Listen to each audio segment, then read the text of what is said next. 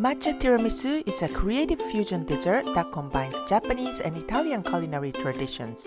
A classic tiramisu is made with espresso, but here it is replaced with matcha green tea. The bittersweet matcha syrup nicely complements the rich mascarpone cream. A full recipe is on JapaneseCooking101.com. First, we are making the matcha syrup. Combine sugar and matcha powder with a whisk and pour boiling water over the mixture and whisk until the sugar and matcha are dissolved completely and let it cool. Next, we are making the cream filling. In a bowl, combine heavy cream, mascarpone cheese, powdered sugar, and vanilla extract. Whisk with an electric mixer at low speed until the mixture is smooth.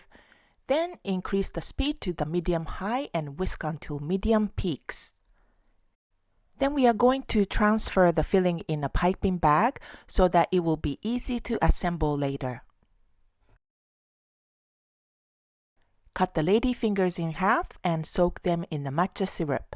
If you can't find ladyfingers, you can also use a sponge cake or pound cake instead, and cut into the size that fits in your serving dish and soak them in matcha syrup.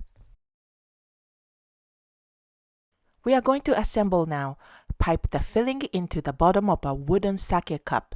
Tiramisu served in a sake cup like this became so popular for the last few years, but you can also use other containers like individual-sized ramekins. Place 2 pieces of matcha-soaked ladyfingers on top, and then pipe more filling to reach the top.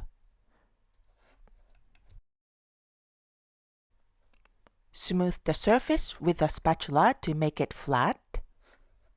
Place a parchment paper cutout to the size of the dish if needed, and we are going to sprinkle the matcha powder over the top using a mesh strainer, like that. This is a beautiful and delicious treat for anyone who likes matcha desserts or drinks, and it's so easy to make too.